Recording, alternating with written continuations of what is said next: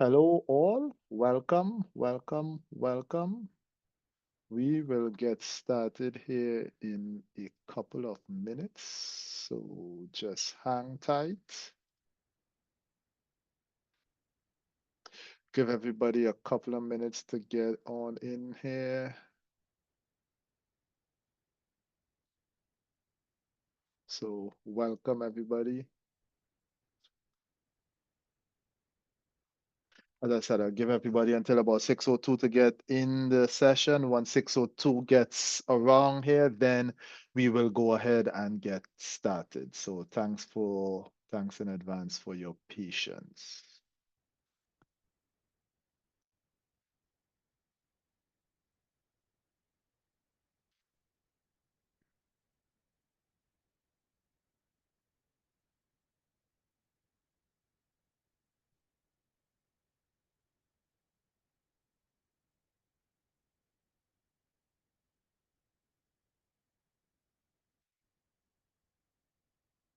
So welcome everybody.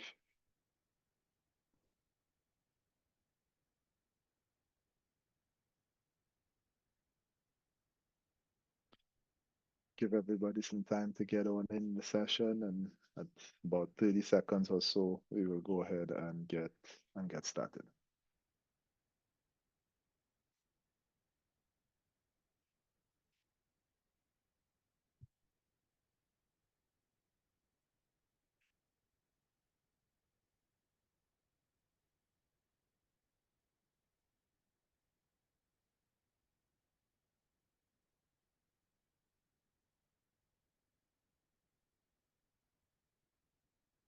All right, folks, it is 6:02, so let's go ahead and get started. So hello and welcome to this evening's Zoom webinar that's being produced by WVU's Honors College.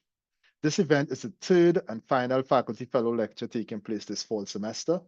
These lectures are designed to allow each Honors College fellow an opportunity to provide an inside look into the innovative course they are currently teaching within the Honors College and will be teaching next spring semester. I am Damian Clement, Associate Dean of WVU's Honors College. Tonight's lecture is entitled Masculine Fashion by Dr. Katie Jones, an Associate Professor of Fashion Design and Merchandising in the College of Creative Arts and Media.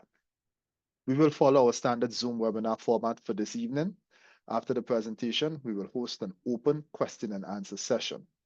Since we are using the Zoom webinar platform for this lecture, before we begin, let me review some of the features that will help you to experience this evening's lecture in the best possible way. If you have issues with audio or video at any point during the webinar, be sure to check your personal Zoom settings and your computer volume controls. If you have questions, please use the Q&A function at the bottom of your screen. Due to enhanced security protocols, webinar attendees will not be able to see other questions, only their own. To ask a question, you must click on the Q&A button. A separate screen will appear. Then you may type your question. The presenter will answer all your questions live at the end of the presentation. If live captioning has been requested, it can be viewed by clicking the CC button at the bottom of your screen.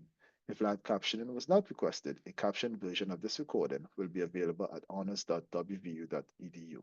And now let's get started with this evening's lecture. It is my pleasure to hand over the mic and the virtual screen to Dr. Katie Jones. Katie, you can take it Hi, away. thank you so much, Dean Clement, for providing this platform, and welcome to so many of you this evening to spend a little bit of your time with me as we talk about masculine fashion. Let me give me just 1 second while I get the whole shebang pulled up here. All right, so as Dean Clement mentioned, we're going to be talking about masculine fashion this evening, and generally about the course that I'm offering, Honors 205A, Masculine Fashion. And it's an opportunity for me to tell you a little bit about it. And I want to give you kind of some insight into how we're talking about masculine fashion, kind of the general premise of the class. But also, I'm going to spend a little bit of time in a case study looking at a particular object that has informed some of the ways that I talk about masculine fashion, and gives us kind of a touchstone, something tangible to hold on to in this very complex and dynamic subject. So There are a couple of things that I also want to point out about the course itself. One thing you probably should know about it if you're thinking about taking this course next semester is that we are using an ungrading philosophy, meaning that I'm not spending a ton of time giving individual points to assignments throughout the semester, that we are kind of putting that to the side, and we're really focusing on knowledge gain, curiosity, and how we can demonstrate those things to others. So I've asked students in the class this semester to keep these standards in mind, that these are kind of our operating concepts for the entire semester, that we're really focusing on engagement. So that can be in the class environment, but also engagement with the subject outside of class. I've asked them to really push themselves in their curiosity of what, in this very big umbrella topic, what do they want to actually explore? Because there's lots of opportunity to branch off into intersecting subjects. Accountability, which comes with ungrading. There's a lot of accountability that's put back onto students, but also risk-taking. That's one of my favorite things about ungrading, that because we were setting grades to the side for most of the time, the university still requires grades at midterms and the end of the semester, but it really encourages students to try things that they haven't tried before, like taking a fashion class, or even the projects that they're doing, the questions that they're asking, that it's not so much about, will this get me the correct grade, or is this going to get me to new information, to new ways of doing, to skill development. And if I fail, that the risk isn't so great that the grade gets in the way of that. So this requires a lot of documentation. So students are asked to keep journals about how they're thinking about the subjects that we're talking about, what we're reading, what we're talking about, what they're encountering out in the world. They have a couple of points in the semester where they have to document and reflect where they're at the moment. So next week is going to be our midterm check-in. So they'll meet with me one-on-one, and we'll have this opportunity for engagement around these standards, and for them to show me, here is how I'm doing these things, how I feel I'm doing on them, where I think I could improve. And then every individual in the class will have an opportunity to lead discussion. They've all selected a subject that's of interest to them, that intersects with masculinity and fashion. And they're going to get a chance to provide some readings or materials and then direct where we go on that day. So for example, there are a couple of students talking about the intersection of sports, fashion, and masculinity. We'll be talking about queerness and masculinity in fashion, and another subject escaped my mind at the moment. Oh, the beauty industry and the fashion industry, and the ways in which masculinity is being invited into the beauty industry.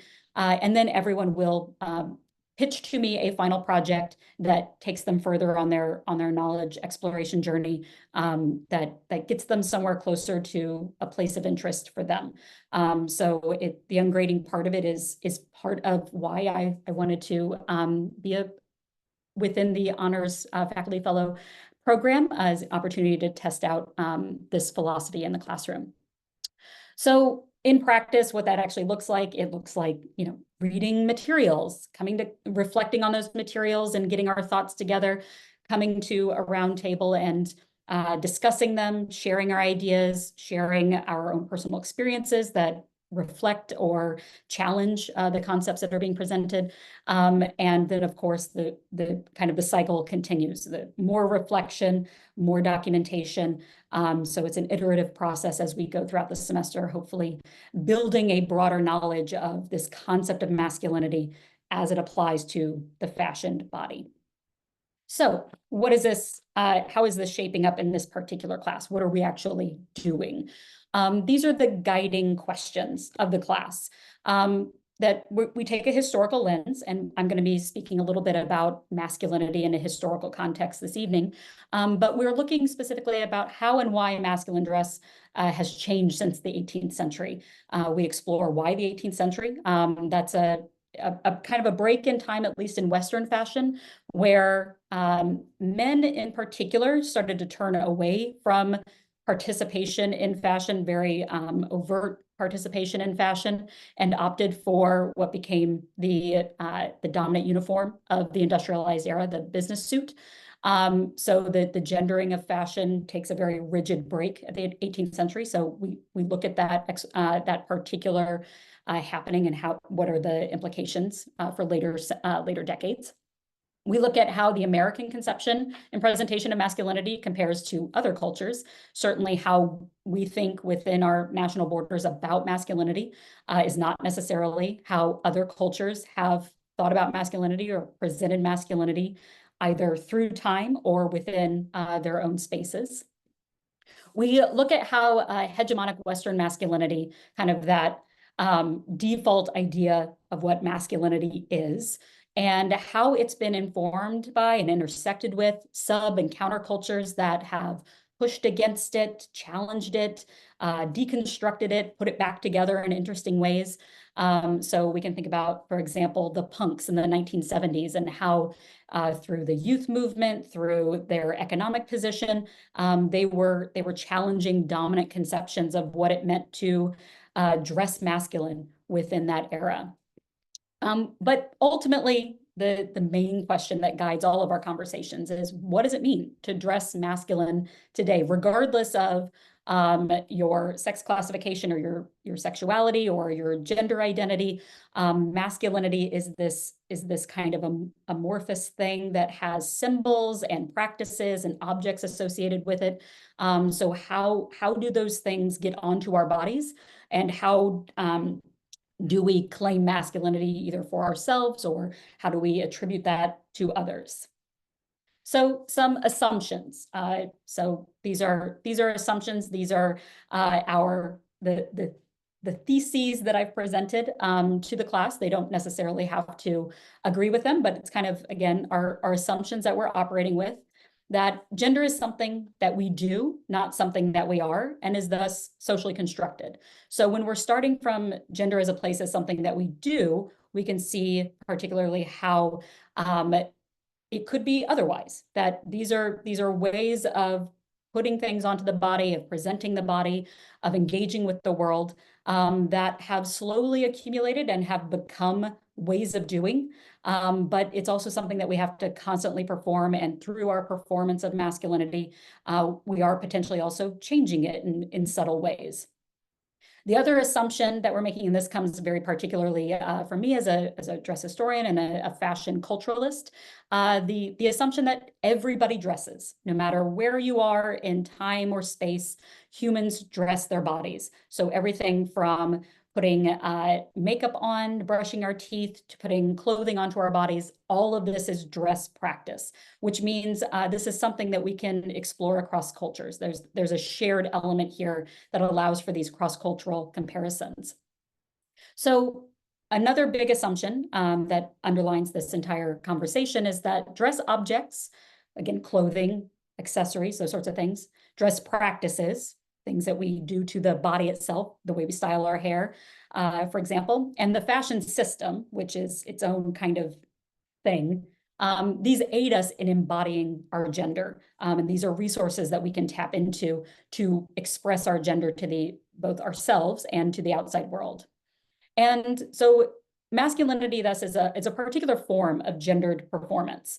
It has its symbols, its objects, its practices that any body can draw upon. And those can be, again, put on in different ways. They can be reconfigured, they can be challenged. So the intersection of the body with those objects, symbols, and practices definitely influence our perception of masculinity itself.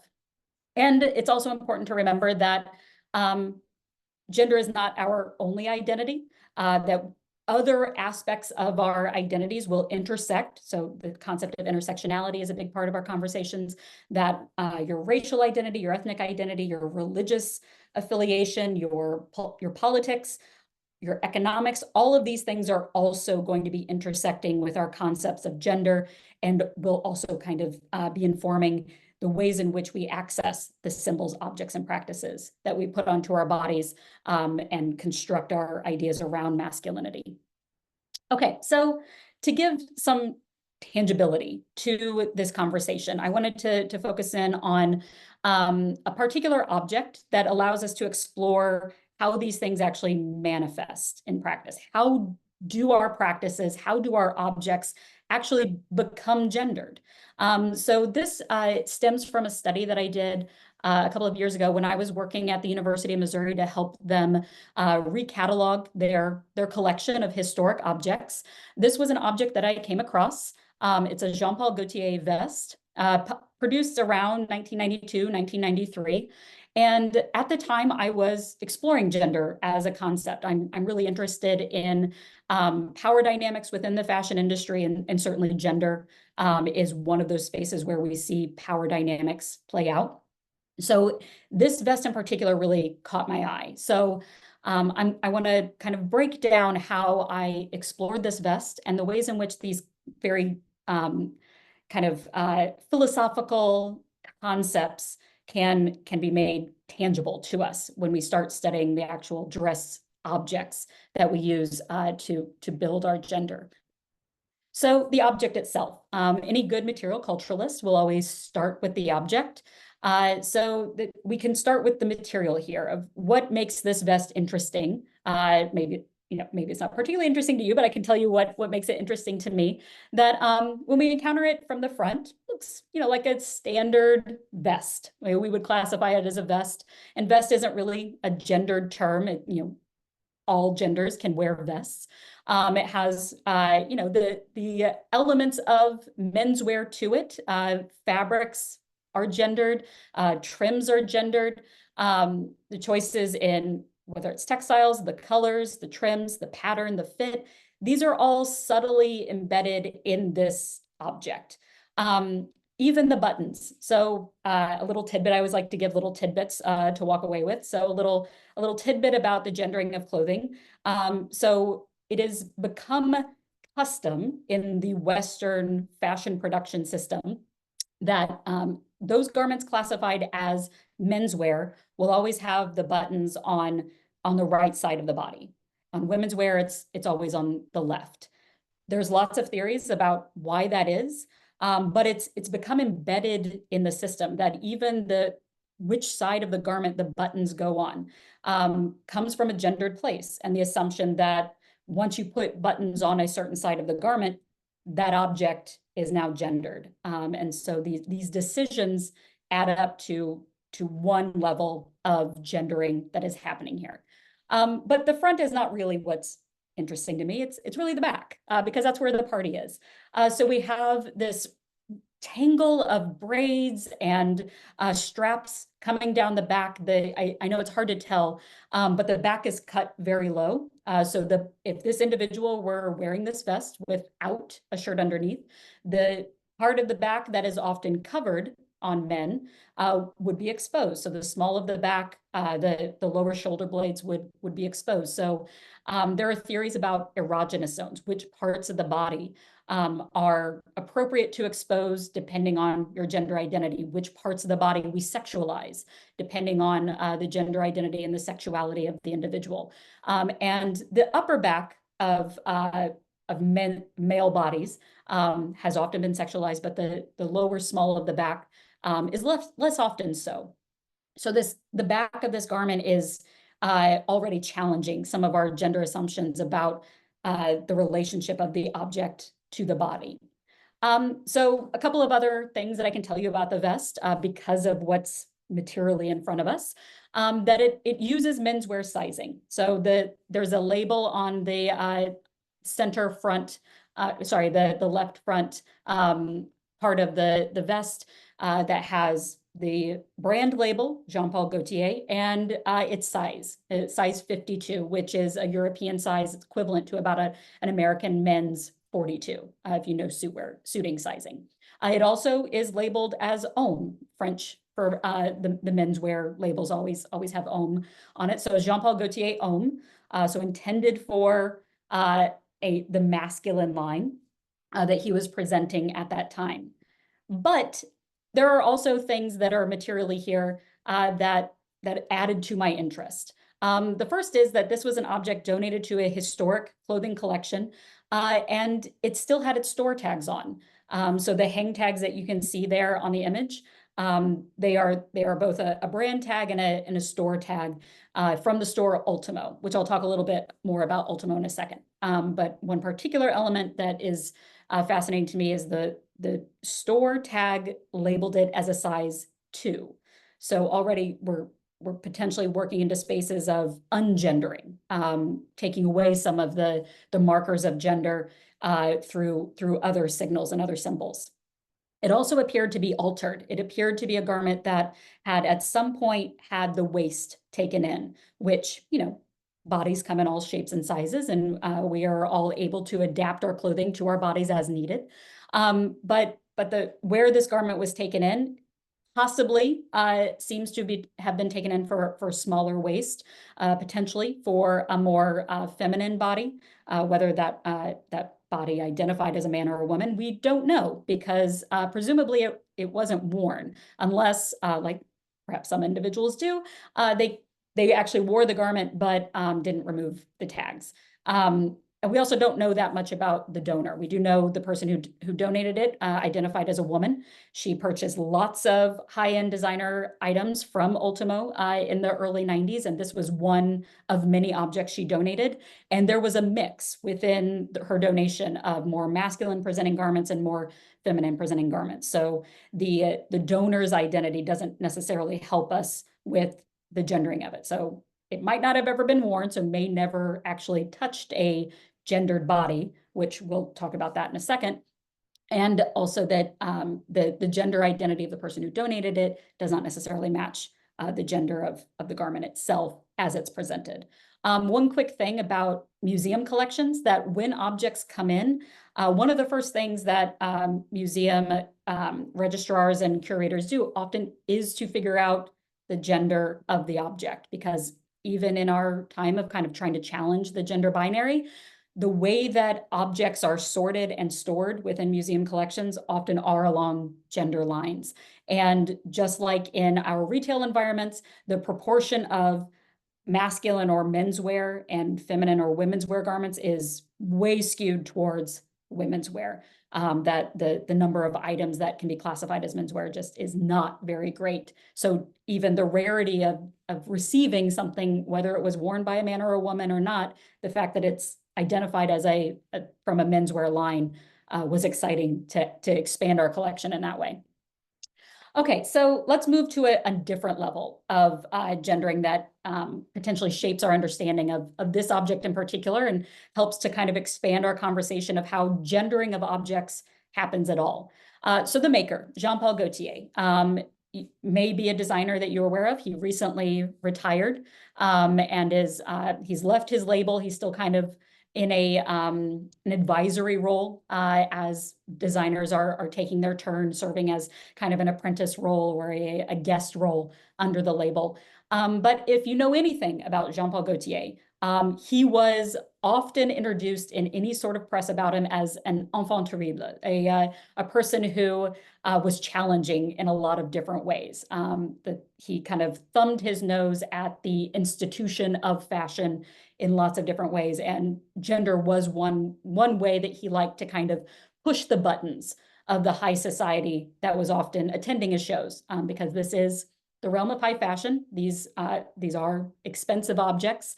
The vest, for example, because it had its hang tag on, we know that in the early 1990s, it cost $640. So an expensive item then, doing inflation, even greater today. But there are a couple of different ways that we can kind of look at Jean-Paul Gaultier's use of gender as both an aesthetic tool and also a political tool. So he loved to send both men and women down the runway in very similar ensembles, not always identical. You know, the image on the right, a very identical presentation there with two genders represented in body, but in garment they are near identical. In the middle image, we see different stylings based on gender identity, but using the same style of jacket. And then on the far left, he really liked to use traditionally men's tailoring on all bodies. Tailoring was really kind of his forte. And then like to play with other fabrications, bringing in florals, bringing in stripes and patterns in ways that would shake up kind of this very traditional form of garment making that tailoring really is. And I do like this quote, if I can get my window here moved out of the way. That, saying that where does it say that this fabric is for a man or for a woman? It's like saying that this vegetable is for a girl or this is for a boy, that it's ridiculous.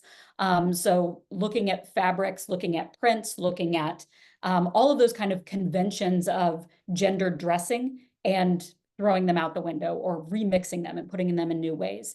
So this vest, coming back to the vest, being from a Jean-Paul Gaultier creation, is coming with, it's in the mix of the Jean-Paul Gaultier universe. So it's having those meanings attributed to it. It's absorbing some of that, those conversations that are happening around it, even if the physical vest itself is not represented here. The very fact that it's affiliated with a designer who challenged gender norms in all of these ways makes it a more complicated garment.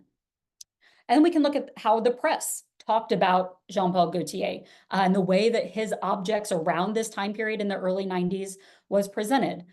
Here on the right, this was Women's Wear Daily talking about Jean-Paul Gaultier having an open model call and really inviting any and all people, all genders, all representations, all sexualities to come to an open call because he wanted diversity on the runway and the opportunity to take his garments that he had created and try them on lots of different bodies and not necessarily get locked into the idea that my menswear line is for this very particular type of man, and I need to go find a model who fits that exactly. He did this a lot where he would just kind of bring in people from all walks of life and then take the garments that he had created for the season and just kind of try them on, figure out what actually looks interesting together and how does the fit and the combination of items when sent down the runway, how does that tell a new story? And it wasn't always about, challenging gender conventions. That wasn't necessarily the point. But the way that the press talked about it definitely compounded this idea that this was a designer pushing against those norms. And these images are from Blitz magazine. It's a magazine that was produced in the UK for about 10 years. It's a really, if you're interested in kind of alternative fashion press, it's fully archived. You can find it online, pretty much all their issues. They're not super well organized, but they are fun to flip through. But this was a photo spread featuring some Jean-Paul Gaultier items, and we can see the styling of his objects that we have two male presenting models here, but the way that they are being photographed, the accessories that are being included, the way that they're being posed further challenges the gender identity of these objects and the overall presentation of masculinity that we're receiving. So it's not just the designer, it's also the editors at the fashion press, the photographers who are making these decisions to try and communicate these alternative interpretations of gender or pushing against those gender norms as well. So when we're looking at fashion, particularly high fashion, we may start to presume that that these narratives are universal, that that if we didn't look much beyond the fashion press, we might think that the era that the early 90s was an era of full androgyny, that regardless of gender identity, regardless of your sexuality, that you could freely choose from any and all objects to build your identity. And within the women's pages, if we look at Vogue in this time, some of that is true, that this was a photo spread that ran in Vogue around the same time that the vest was produced about women wearing menswear and not just garments styled to look like menswear, but actually shopping in the menswear section. So bringing garments that had been produced for male bodies or with male bodies in mind and putting them onto quote unquote women's bodies. So the way that it was presented here, Linda Evangelista, who, a supermodel in her day and continues to be a name well known within fashion circles, but a relatively androgynous presenting individual. So even the selection of the woman model here does it again gives the illusion that of an androgyny for all. This is also an era, I know the vast majority of people in the audience will not know of this reference, but this is also the era of Julia Sweeney's Pat on Saturday Night Live. This was a sketch that Julia Sweeney did a couple of different times. And essentially the joke was that this individual, Pat, was gender ambiguous. It was unclear what gender identity they were presenting. And so every scenario that Pat appeared in, the people around Pat were kind of, you could tell how anxious they were and how they didn't really understand how to interact with Pat because they didn't know their gender. And it kind of revealing the anxieties of the day as gender is starting to be challenged and unpacked in different ways. Other aspects of culture are trying to make sense of it. Julia Sweeney has since talked about Pat and reflected on the fact that certainly it wouldn't hold up today. First off, because now we have the language of asking for people's pronouns, but also the potential harm caused by those who do present more androgynously, both then and now. This idea that their identity is a punchline. But this was part of the gender conversation at the time that this vest was produced.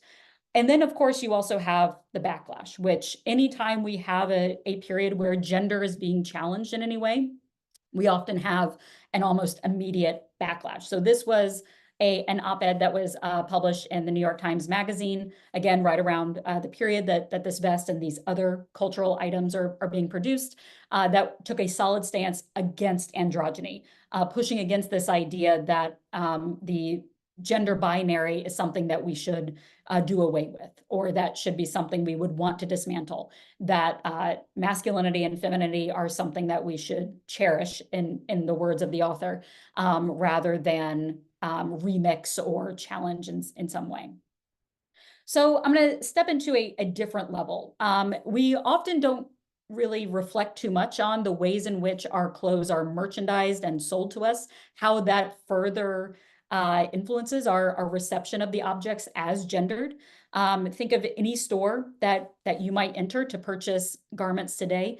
They are still largely divided along gender lines. We know where the menswear section is, not just because of the types of objects that are sold, but just the overall design. So still kind of in traditionally masculine retail spaces, you'll see more dark woods. You might see references to traditionally masculine pursuits like hunting, or vague references to business and professionalism. The way the mannequins are styled is different in masculine departments. And then in women's departments, which tend to take up way more square footage in retailers still today. We have more traditional presentations, softer colors. We might see more florals on the wall. The type of decor kind of reinforces those gender divides. There are some retailers that are challenging those conceptions, and certainly nothing stops us from going into other areas of the store. But still, there are both overt and covert ways that we are kind of guided into particular areas of a store. I mentioned that this vest came from the store Ultimo, and we only know that because the store tags were still attached. But Ultimo is itself an interesting site for gendering, because it was a pretty subversive store in its time. It's now closed. So Ultimo was in Chicago. It was on the main luxury strip, Michigan Avenue in Chicago. So a Midwestern city, the Midwest, I'm from the Midwest, I can vouch for this, that the Midwest has never been kind of affiliated with high fashion, but Ultimo really challenged that concept that people in the Midwest were not interested in fashion, that it brought in a lot of European designers that weren't even really selling in New York or LA at the time. And the way that they merchandised their store really challenged some of the conceptions about how products should be presented to a consumer. So for example, this profile of Ultimo that ran right around when the store closed, they noted that Ultimo never used mannequins. They always just kind of stuffed their clothes to give them some form, to give you a sense of their complexity and how they might hang on the body, but it was never a gendered mannequin or even a genderless mannequin, that they really avoided affiliating the objects with a particular body, which meant that when you entered into Ultimo, those divisions of here's the masculine section, here's the feminine section, could more easily be crossed, that it was not necessarily so rigidly divided. So the objects were there for you to build your identity however you might. So our woman who donated the clothing, a frequent shopper of Ultimo, may have felt perfectly comfortable going into spaces that may have had the Om label on the garment, and picking them up and saying, nope, this is me now. So it's now on my body. It is something that helps me better represent my aesthetic or possibly my gender identity. But Ultimo created that space for more personal identity building rather than conforming to traditional separation. So we do need to come back to the body with the vest, though.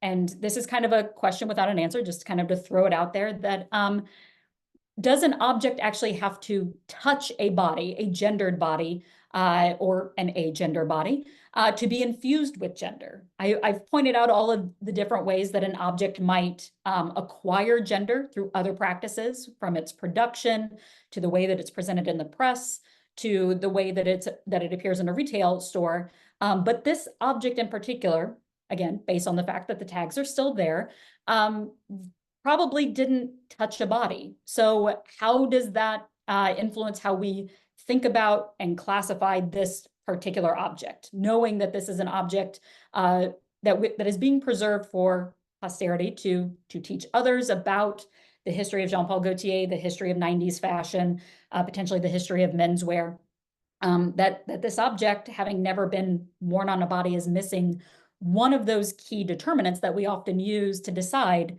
is this object masculine or feminine? So lastly, one of the last concepts that I want to talk about is the museum. And because this object was held in a place that used its objects to tell stories to students, but also to a general public through curated exhibitions, to think about the museum as a place that genders or ungenders objects for us in the ways that it displays the things that they hold. So gender is a really difficult thing to talk about in a museum setting, because the objects in some ways become inert, that the second they are removed from their typical use, that they become something else. They become a synecdoche or a stand-in for other things. They're separated from their lived experience. So there's a lot of different complexities that we have to take into consideration when thinking about objects in a museum. Should these objects be on gendered mannequins, for example? Does that hinder our understanding of the fluidity of gender or the way that objects can communicate gender on different bodies? Does removing the head do anything? There are headless mannequins both in stores and in museums. Does that help us to see the complexities of gender a little bit more and not immediately kind of put it in brackets that this is only for male bodies? But also thinking about the other intersections, bringing intersections back into the conversation, that museums are also constantly challenged to have better representation of different body sizes, different ethnicities and racial representations, that museums are trying to be spaces that tell more stories about more people within their communities, but objects on a static display, they can challenge us in lots of different ways. So this, kind of brings another question that I don't really have an answer for you, but just to kind of get you thinking, as can museums be places to challenge and usurp hegemonic thinking about things like gender? Or, like these displays kind of do, are they just reinforcing our understanding of gender and gendered bodies? So this is not a superfluous question, because more and more museums are putting fashion objects that are masculine on display. There have been several in the last decade that have been pretty monumental, most recently, and the exhibition that we're going to be talking about in class this week and have been talking about. The V&A in London had their Fashioning Masculinities exhibition, which drew on a long history of masculinity in the Western canon, bringing in art objects and fashion objects together to explore how has masculinity been represented in art and fashion over the years. There's been a shoe exhibition looking at men in heels, because heels historically have been a very gendered object, perhaps not in the way that you think. Originally, they were a very masculine object, because to be the man in heels meant that you had higher power. You were literally elevated above everyone else. But in the 19th century and forward, we've viewed them as more of a feminine object. So the Bata Shoe Museum put on an exhibition a few years ago about the gendering of heels. One thing that hasn't really been represented here and hasn't really been challenged in a lot of ways are diverse representations of masculine bodies. So we haven't seen any standalone exhibitions, for example, of Asian male fashion or masculine fashion, African masculine fashion as standalone exhibitions. Many of these exhibitions are still very Western centric. Some of that has to do with the collections that they come from, but also when moving into areas that are under-researched, focusing just on the masculinity part and not necessarily on those other intersections, it is baby steps in these spaces. I'm going to skip on this in light of the time. I want to get to kind of the takeaways here of what have I actually given you this evening. So I've kind of talked about how objects can communicate, but I want to make it clear that I do not think that dress objects, regardless of the culture producing them, whether they're made in an industrial setting or made at home, or how much of the story we have to preserve when they come into a museum setting, I do not believe dress objects speak for themselves. That they are a complex interplay of the material culture, the physical object, the body, because we're talking about dress, the body is central to this, and the systems of meaning production, those kind of institutional media sources, the pop culture sources, the family dynamics that we were raised in to help us understand masculinity and femininity and androgyny, whether those were conversations we had in our religious institutions. These are all intersecting with each other and helping us understand these objects from our own positionality, from our social understanding. So I would make it clear that dress objects cannot speak, but we can look at all of the different ways that meaning is constructed for and around objects to understand how they become powerful. So I also want to reemphasize that gender is embedded and embodied. So embedded, by embedded, I mean it is very much contextually bound, that this time where we are, our bodies in these times and spaces that we're in, gendering is happening in a different way than it has happened in previous eras. It's going to be different in eras coming forward. It's different in different spaces, depending on all of these other intersections. And by embodied, I mean that it is deeply connected to our physical forms, so that the physical reality of our bodies has to be brought into it as well. So dress objects and practices, again, coming back to the assumptions of the class, that dress objects and practices are our tools for gendered expression, but they are deeply situated within our particular context. And then lastly, I kind of just where my love of fashion and dress come from, that dress objects offer tangible and empathetic engagement with contemporary and historic gender narratives across time and space. So it, like the vest, it gives us a place to hold on to, but also to jump off from, to have deep and meaningful conversations about what does it mean to be masculine today, and what are the other questions that we have to ask to get to the heart of what it means to be masculine, regardless, again, of your gender identity or your sexuality. How are these objects helping us live our more authentic selves, and masculinity being one aspect of that? So thank you for your time. I look forward to chatting about this with whatever questions you'd like to pose.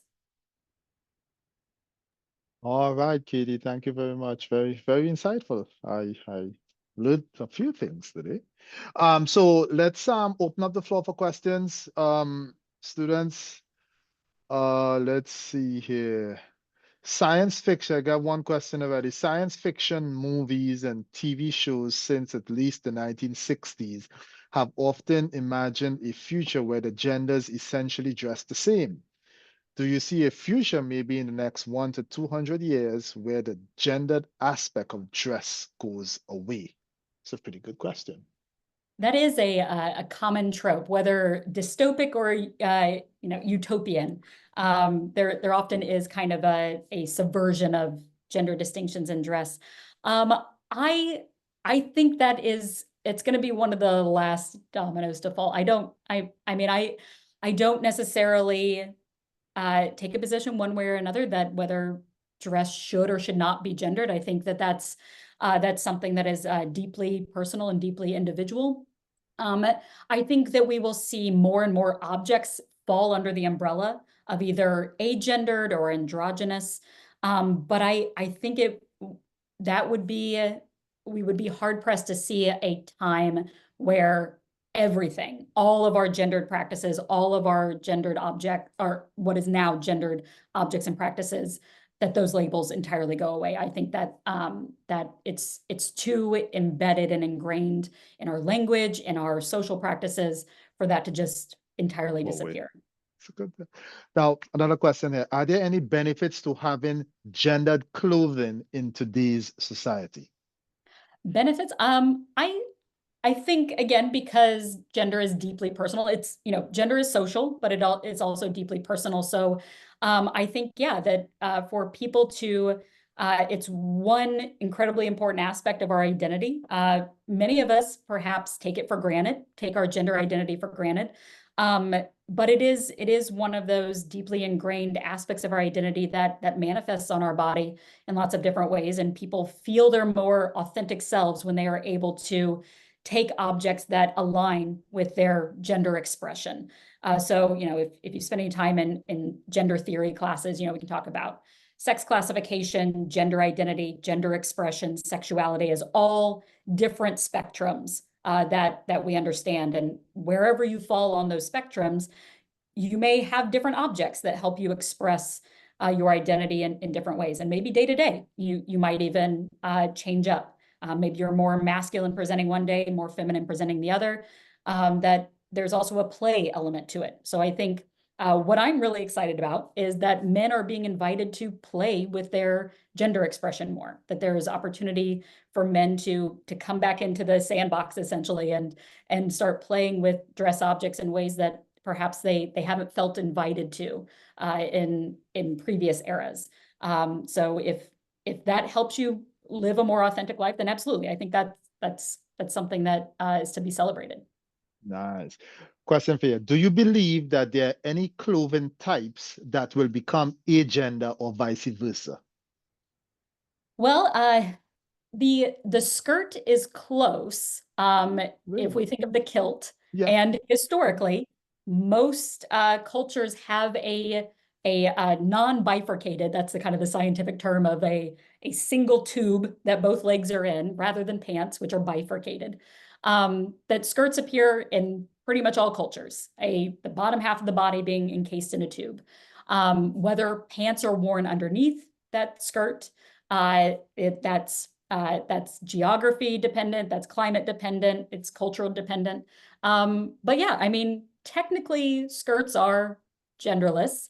It's an American society where we have very rigidly said, no, skirts are for women. So if we look outside the American and Western European context, excluding Scotland, because of course it's the kilt, not a skirt, but many, many cultures around the world wear skirts regardless of gender. Nice. How androgynous do you expect clothes to get while still catering to different body types? Oof, yeah, and that is the tricky one because that comes back to kind of the material reality of bodies, that sex characteristics manifest in different ways on the bodies. That you have when you're fitting garments to a female body versus a male body, there are realities there that have to be addressed about where fat tends to accumulate, where lumps and bumps tend to appear, height distinctions, all of those things.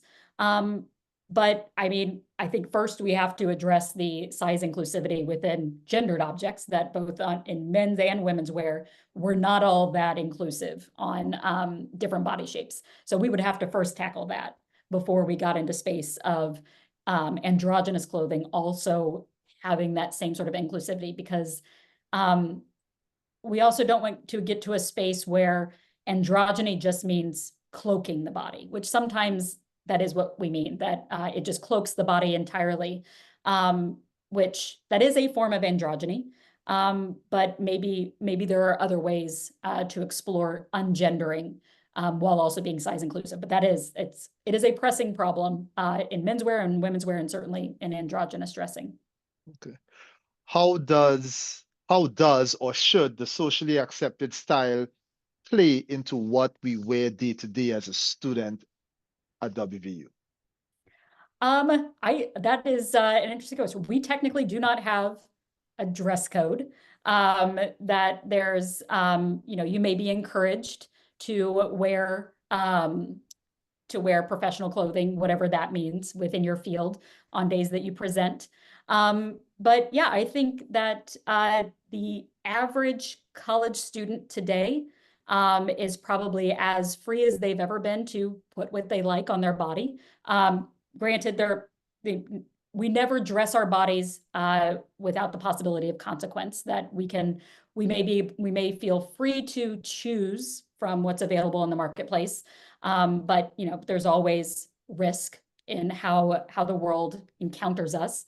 But in my experience, I've seen all sorts of gender expression on this campus. And I think from the types of objects that are selected to how people use garments to find themselves and to express their authentic selves during the college years, I think this is a really exciting time to play with fashion, gender being one of those ways that I think college students do play and push the boundaries.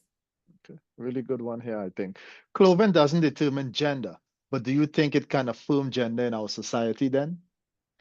Yeah, absolutely. That it is one of those markers. We still use visual cues.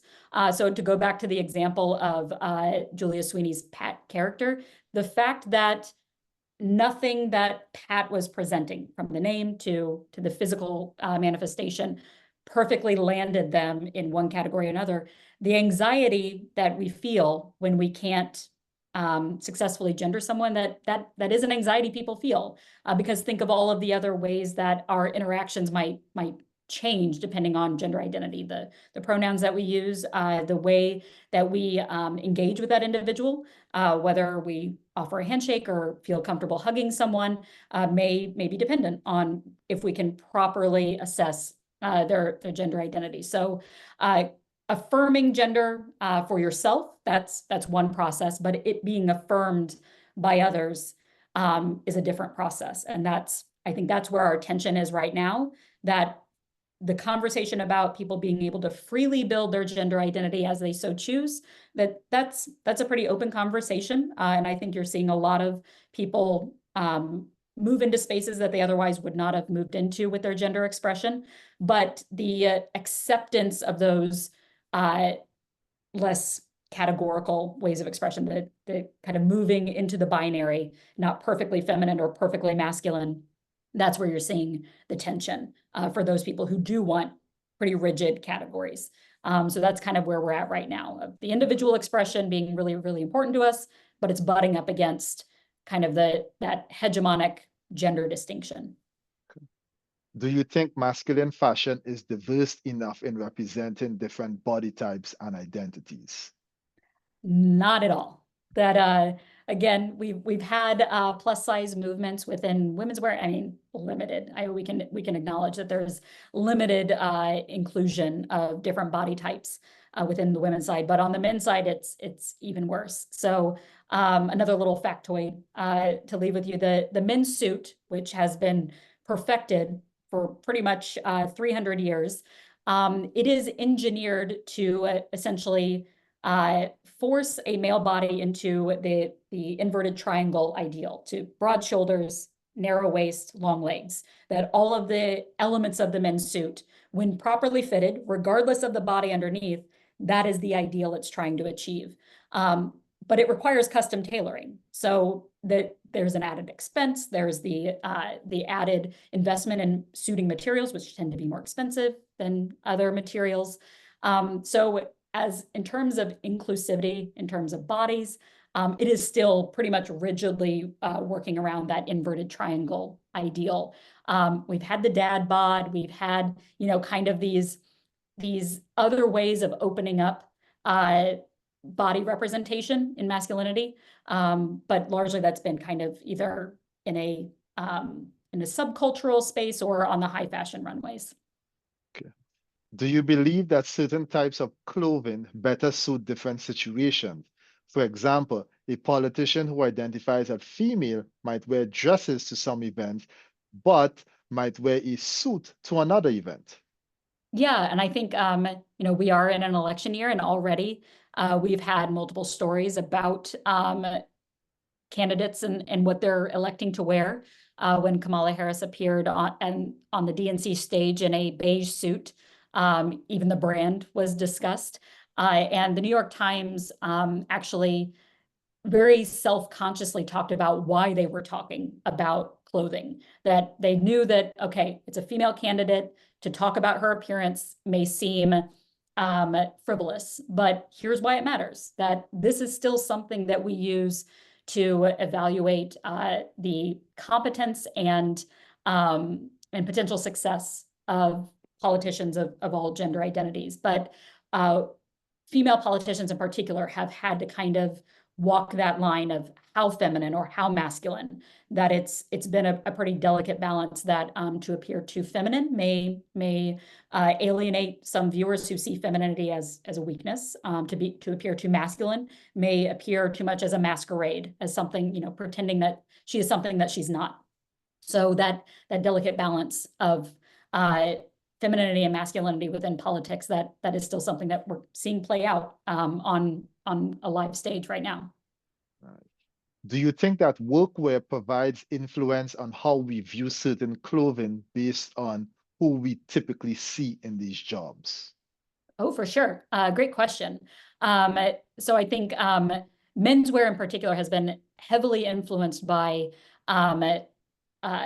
what we might call blue collar or hard labor styles. So jumpsuits, denim. A lot of things that we see as either androgynous or masculine have come from places associated with laboring.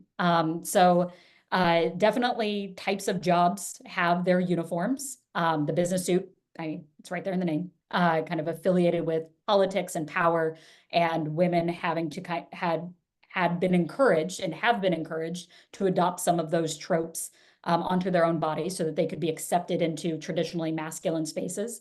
But even thinking about, the white lab coat or a mechanic's outfit, how those are subtly and not so subtly gendered, and how individuals may make them more personalized to them, that you may see feminine presenting doctors choosing scrubs or choosing face masks that are more aligned with their gender identity. Very famously, Ruth Bader Ginsburg had her lace collars with her judge's robes that marked her gender very publicly on her body. And that was both Sandra Day O'Connor and Ruth Bader Ginsburg did that. That judges' robes had, by default been masculine. And they were very clearly claiming them as more feminine by wearing their collars, kind of calling out their gender because it was so historic for them to be serving on the court. Okay. One last question. We got 2 minutes here. Let me get you this is an interesting one, I think. Does wearing a skirt make me a woman? Interesting question. I think only you could answer that. That it is certainly within, again, we have to put it in context, and on your body with your gender identity, how you are framing that, but then also in the context of if you were wearing that in the United States, how all of those are interplaying. So likely you would be read as feminine, being in a skirt in the American context, depending on how else you were presenting. But those things can constantly be undermined and challenged and pushed up against.